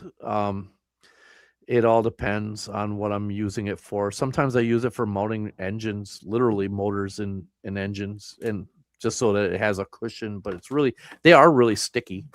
So Yeah, good. Rob O'Neill, well, I'm working on the whole train room, not a workbench. It's a 48-foot reefer trailer. what? No way. What? No way. Is he putting a layout in a reefer trailer? Well, it'd be air conditioned. Womp womp. Wow, I'm serious. We need more information on that. Okay. I'm not gonna turn Robert, I'm not turning my head to try to. My neck doesn't bend that way. Well, I can zoom in we can zoom in. It'll be fun to zoom in and look at it from a 90. So here, lots of projects and cleaning to be done. I also have some IT work to do on the other side of the room. I posted some properly rotated photos in the comments. Thank you. Well done. There we go. It's like he knew you were coming, Mike. Right? Well, Robert's got a good menagerie of stuff here. He does. An awful lot of green and tan sitting there open and exposed. Yep. You know, it's a nice little. But look at the plug array, though. I do. I always get a kick out of this. And he's even got a three-way here. Yeah, the giant bar. Maximize the fun. He's got to be running 200 amp service to get that thing in. I mean, my God. Fires up the Dremel tool and the lights dim. Yeah. Yeah.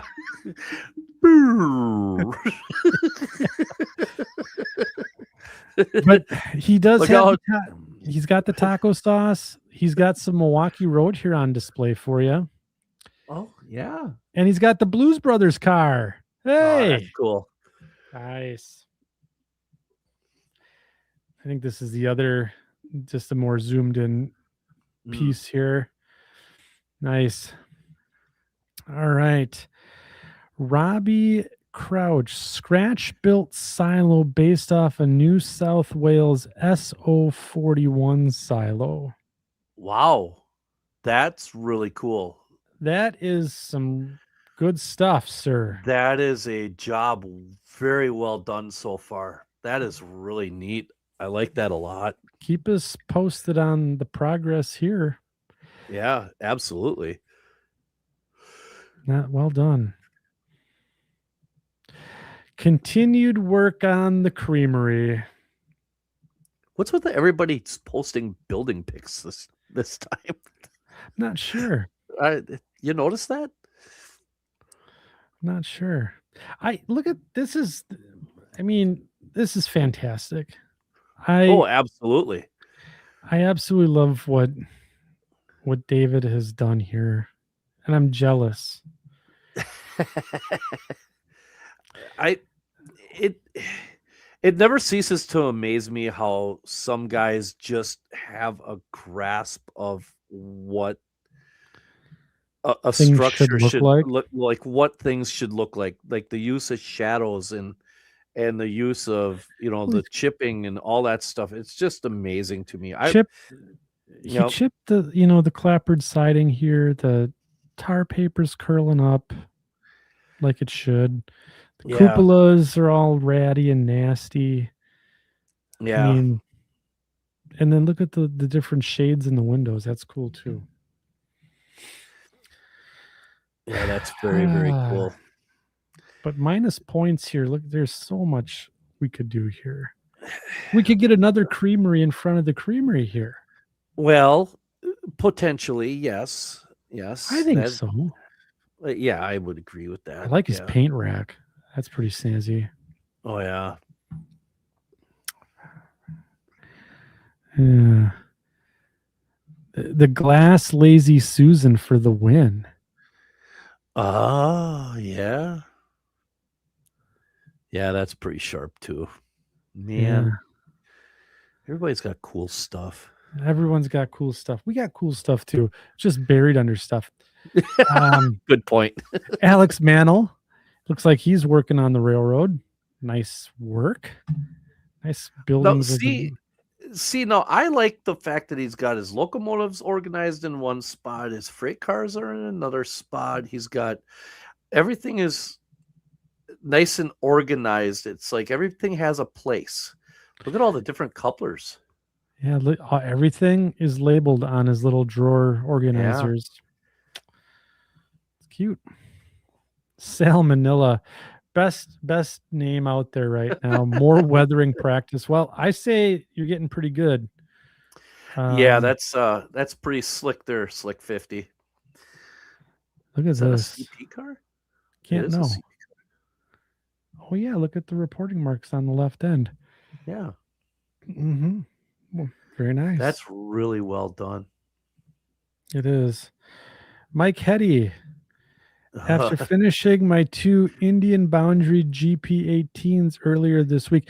By the way, if you haven't seen his freelance thing, his freelance road, it's cool. Way to burst onto the scene, dude. I mean, honestly, right? I mean, you get an amazing round of applause for that. That is a cool paint scheme you came up with. Yep. I'm going to try and finish a few other projects I had sitting about. Taco sauce lined up. Yep. Ooh, red, white, and blue steam engine. Ooh. And look at that. He's got an Indian Boundary AccuRail kit. Yeah. Man, that is his logo is so cool. It is fun logo. I do like it a lot. I do too. What I don't like is look at all the space. There's so we could. I know. We should almost have like a training course, right? For this, like for how to do Workbench, Workbench organization. Jeff Rich. Oh, look at this. Here, look at. Yeah, that's how you do it.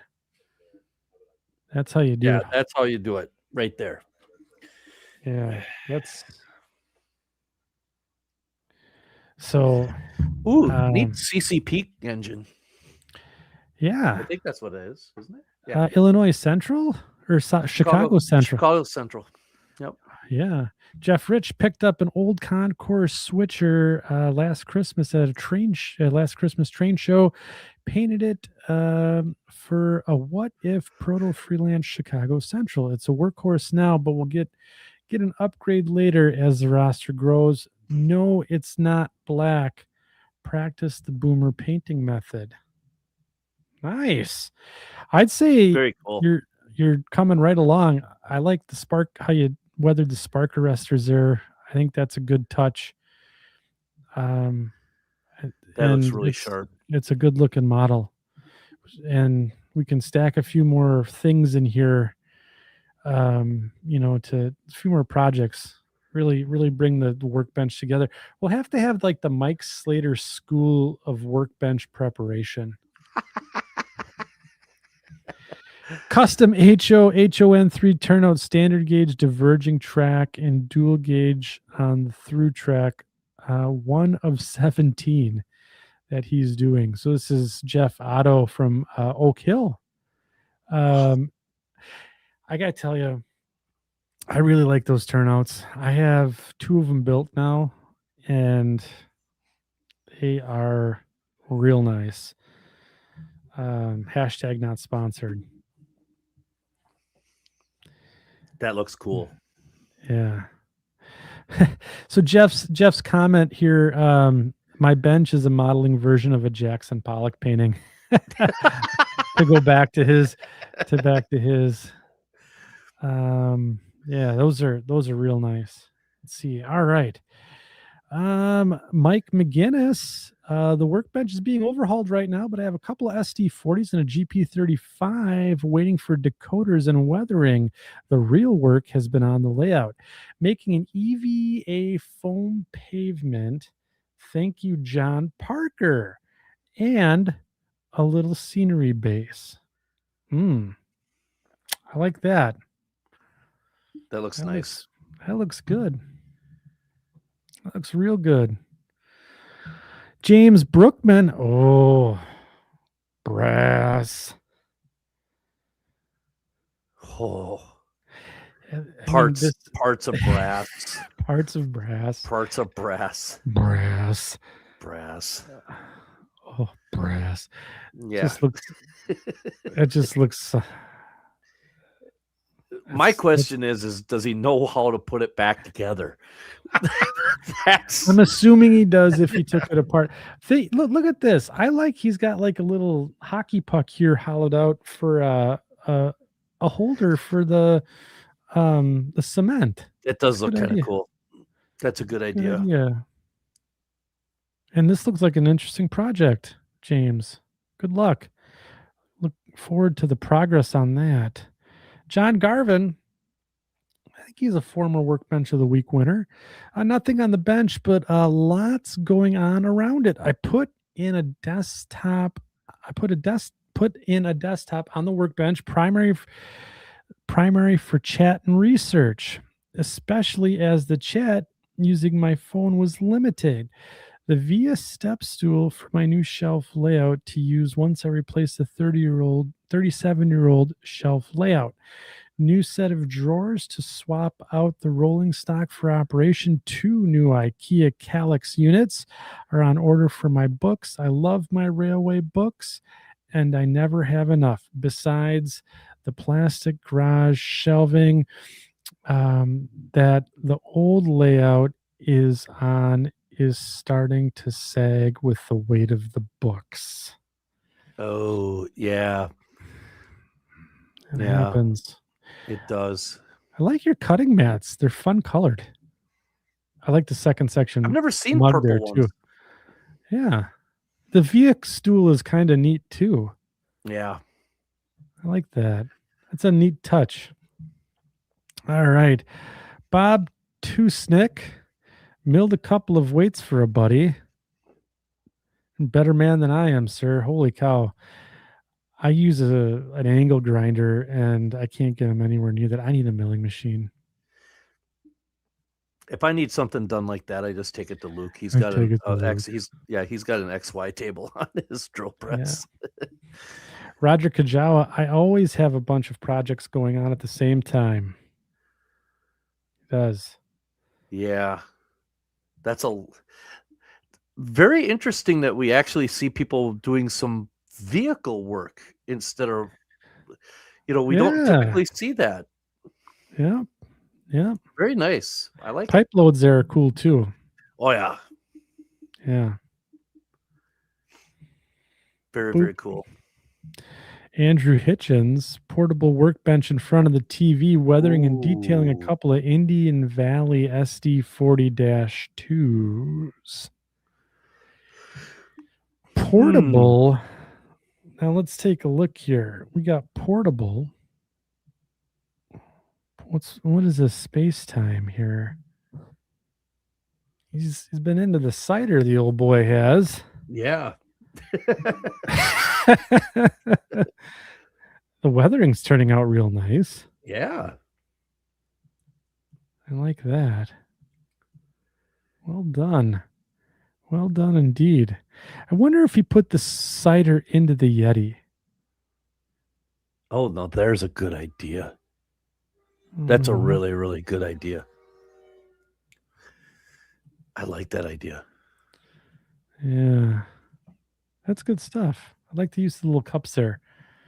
All right. Dwight Anderson. Yep. There's the Burlington we were talking about. Oh, there we go.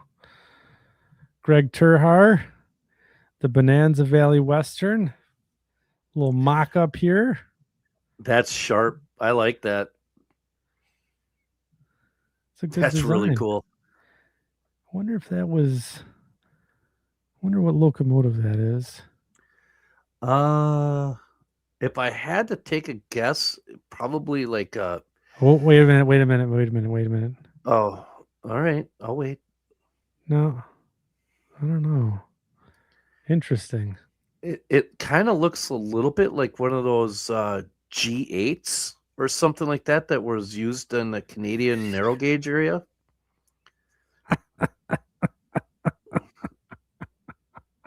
Greg Terhar's Workbench. Yeah, hey, look at there I am. You're showing me something. I'm showing the pad from that's from tonight. Yeah, the micro I showed rail. the pad from the track cleaning thing. He's got a label maker, coffee cup. It looks like for washing out brushes. Hopefully doesn't get him mixed up with his normal coffee. We got a Static King, paper towel, magnifier, all the tools, and about maybe 6 to 8 square inches of workspace. Yeah. Yeah. And it looks like he's expanded to another table while he's modeling. I'm going to write this one down. We're going to write that one down. Yep. And there's the full setup. Look at that. Well, that looks like one of those. That's a Harbor Freight tech cart right there. Yeah. That's the exact same one that I've got, except for in white. Here's my workbench. This is John Pacheco.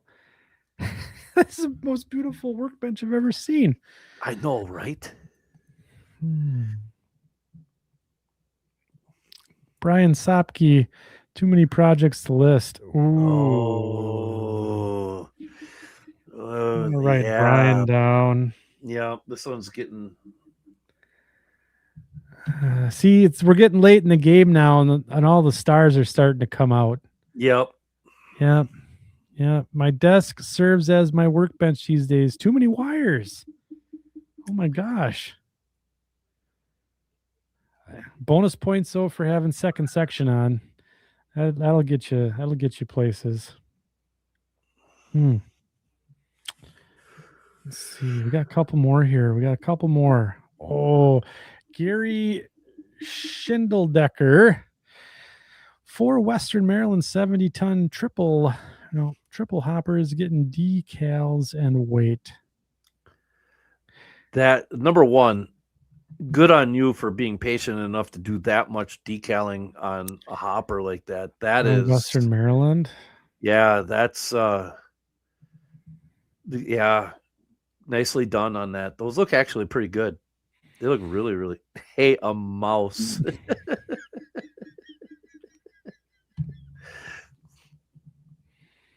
So yeah, I like that. Joe Bohannon. Oh. Uh-oh, Joe. I'm gonna have to write you down. This one just the Chinook lines. Wow. Yeah, wow. That's a Jim Dandy there. There's another Harbor Freight thing right there that US That's the General. theme of the night. Yep. Yeah, US General. Got his gum box. Here's a little gum, so you can get all the nervous chewing out so he doesn't chew on the paint bottles and the rail nipper there. Yeah, this is the screw. You're chewing on a rail nipper? I don't know. I'm tired. I'm getting tired. It's been a long day. That's funny. Wide angle. Dude's got some 3D printing going on here for sure. Oh, yeah. Wow. Hang on now. Let's write Danny in on this one. Okay. A.R. Lorch, Kansas Pacific. Wow. Royal Gorge and Southern. There looks like a lot of good stuff going on here. I like the wheat fleet. This big one in the back. Yeah, the O scale in the back. Is that O scale or? Yeah. Not sure. Jason Eastman, my first scratch build. Used a laser cutter to etch the bricks and cut the walls for an 80s mobile station end scale. I think that turned out pretty darn good if I see It looks really, really cool. Self. Nice job, Jason. And Jacob Thiesfeld, all sorts of models for other people. Haha. P42 awaiting parts finish up, has all the lights. GP38 getting new electronics and decals to come soon for a friend's freelance. Trash Nines getting reworked to get sold.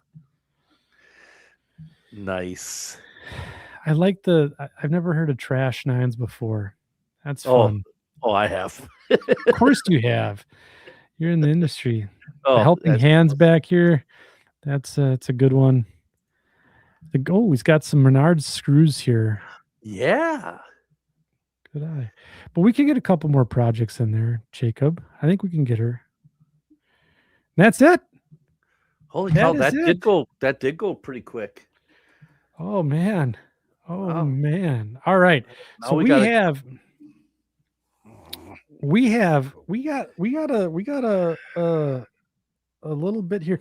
So we'll put Mike Shanky's box of ballast with the Yeah. Star Wars figures on top. I got Greg Terhar, Brian Sopke, Joe Bohannon, and Danny Random State. Yeah, I've got Hmm. Shanky and I have Greg Terhar, Brian Sopke, and Joe Bohannon. I did not include Danny on this one. Okay. I just felt there's just a little bit of room there that A little bit of room. a little bit more room. And I do have Mike Slater on here simply because Slater. well, okay, so here's the reason I have Slater on there is because every time he shows us something, nothing ever gets better. And nothing's ever the same. And nothing is ever the same. He's always got different projects, but somehow the workbench is continuously getting worse and worse and worse and worse. And I am not sure how Worse or more seasoned? No, worse. Just plain old worse. How the hell do you find a part on that thing? I don't know what I'm not sure. There may be a small Filipino family underneath that whole pile of rubble on his bench. I'm just saying. So I can't breathe. So he's on here just based on longevity. Okay. And just pure fidelity of the whole thing. I mean, it's just that he's not going to win because he's already won. So I just wanted to make mention of the fact that he's almost getting hero-esque when it comes to this. That's kind of it. It's almost boy, the late game push really stands out, doesn't it? I mean, the late innings, so Joe Bohannon's going to make a case for himself here. Does it help that mine is borrowing the wife's kitchen table? It's not even Define borrowing. It's not even Workbench. Tactically acquired. Tactically acquired. Yeah. We discourage thievery around here, though, don't we? No, we don't. Oh, okay. Okay, so he's still in the running then. Yeah. So I think this is tough. Boy, Brian had so much. Yeah. Brian had Greg Terhart. I think my opinion is that they go in order. I think that is exactly the way Greg, Brian, Joe. That's the way I've got it. Greg, Brian, Joe. Okay. Yeah, and for no reason is it's too close to call. Somebody has to win this one. Yeah. It's too close to call. Too close to call. So I tell you what we're gonna do. Since it's too close to call, we're gonna do. I think we're gonna have Brian, Greg, and Joe be the winners tonight for what's on your workbench. I like that. I like that idea a lot. I think we're gonna do that, and to show the section crew, you know, first of all, thank you all for participating. But tonight, I think the winners of the what's on your workbench, Greg, Brian, and Joe. I think we're gonna do. I think we're gonna do. We're gonna do a $50 gift card to Engine House Services tonight. So, For each of them? yeah, All right. yeah, I think so. I like that I think idea. so. We'll I do think that $50 to Engine House. So please email me at secondsectionpodcast@gmail.com. I'm going to throw that up on the screen. Maybe. No, I'm not. Here we go. There it is. Email me at secondsectionpodcast.com. Tell me where you want your winnings emailed to, and we'll get those out post haste. Again, fantastic job to all the entrants tonight. Some really good modeling, and a lot of good fun was had for sure. So we'll do the $50 for each of them, so you can go ahead and get something of your choosing. I know we did like last time we did, what was it, the cups from oh, the old place. Bespoke? Yeah, Bespoke Rail. Yeah, Bespoke Rail. Yep. Yep. So we'll spread the love around here, and we'll give gift cards out to Engine House. That way they can get what they want for their stuff there. Okay. We got some big news here still left tonight. We have our next show in the books, on the schedule for sure, is going to be April. Our next like full show is going to be April 2nd. Yes. And we are going to have back on the show Mike Rose. He owes us a sandwich this time. Yes, he is going to give us a sandwich. Yep. And it is, we get to choose where we get it from. I think I'm going to go with the pulled pork personally, but we'll see where we go. But Mike owes us a sandwich, and he's coming on the show. He is going to be showcasing his latest scratch building endeavor and talking about some of the stuff on his layout. And Mike's always a good time. He's going to be talking about all the stuff that's going on in his Conrail layout. Andy Gerber, no more shows this month. I'm going on vacation. My family and I are going to Arizona starting on the 17th. We're not coming back until the 26th. And so we'll be out of town. If I can get one in there next week, I'll have to coordinate with Mike, but right now it's just looking like one show this month. But we will be back in April with 3 shows in April. Yeah. So we're going to make up for lost time. We're going to have... First one's on the 2nd, right? First one's on the 2nd, and then we're going to have one on the 9th, and possibly the 23rd or the 16th. Not sure, but one of those shows is reserved for Mike Confalone. He's coming back on the show. And we're going to be doing a layout tour there. So yeah, it's going to be some good content coming our way. I also need to get in touch with Ken McCory. He's asked to come back on the show. So, and Kinzer Hurt is also looking to join the ranks of upcoming people here on the show. So it's going to be a lot of good modeling content coming our way. And yeah, so be sure to tune in there. Mike, what did you, about the origami Yeah, brass etching? Yeah, I saw that. that's just too good. Yeah. And Boomer also, Boomer hasn't, um, Boomer hasn't said that he said he was going to get in contact with us in the new year, but he's been super busy and doing his own thing. So I'm not sure if he's going to be reaching out anytime soon. So we'll be the first ones to let you guys know if Yep. he's going to be coming back on the show or in the near future here. I know we'd love to have him back on. I think he's due for a sandwich as well.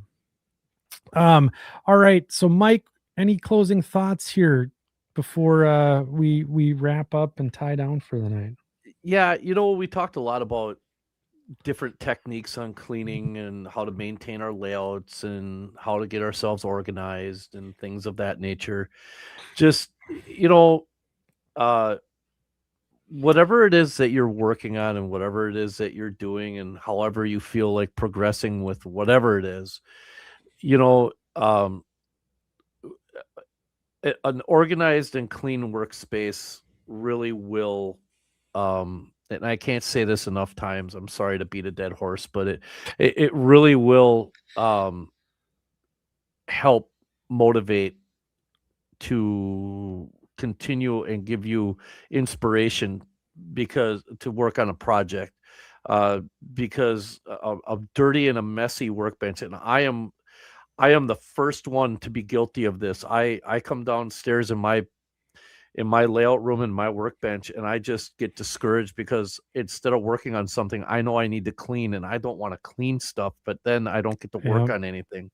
So um for the next several weeks, my big MO is going to be getting this, garbage trough of a basement that I've got right now organized and cleaned. And because I have a major project I want to get working on and I can't do it under the condition that it's in. Sure. So find your happy spot with your layout and whatever it is you're working on, and stay organized, make sure things are clean. And if you find a way of doing something, share it, because it may be pretty innovative. And if Yeah. you have a question, ask. Nobody's gonna. There are no dumb answer or well, there are some dumb answers. I guess I've given more than my fair share of those. But I mean, it's there's no dumb question when it comes to asking for help. Um, so that's all I got. I mean, I thought it was a really, really cool show to do It something was a like fun this. fun show tonight. It was a fun show. Yeah, and we're gonna have Um, some more spring cleaning kind of things in the newsletter coming up, right? It's gonna be yeah, yep. So we're gonna the timetable is gonna be coming out here shortly. So I have a couple of articles written up for that. I know Mike's got one that we're gonna be talking about spring cleaning, but not the way that we a little different take on it, yeah, which is pretty cool. And so be looking for that if you want to sign up for the timetable. It's a free newsletter that Mike and I put out about the show, some modeling tips, some cool stuff going on. Head out to our website, secondsectionpodcast.com, and then head over to the link to join the section crew. Sign up for the email listing there, and that's your ticket punch to get the timetable for yeah. free. So yeah, this is a good show. I had a lot of fun tonight, and I gotta say it was good to get back behind the microphone and hang out with you all tonight. I've been missing you guys, and I just want to say thanks for all the support along the way. Tonight was a great chat night. A lot of good comments, a lot of funny comments in the chat. Entertaining show, fun show tonight. Crew So never disappoints, do the they? crew they never They do, and never They are such beauties, man. I tell yeah, you. they are. They're Jim dandies, that's for sure. And like we always say here on the Second Section podcast, when you actually accidentally drink your track cleaner instead of your Mountain Dew Baja Blast. Just keep modeling. Good night, everybody.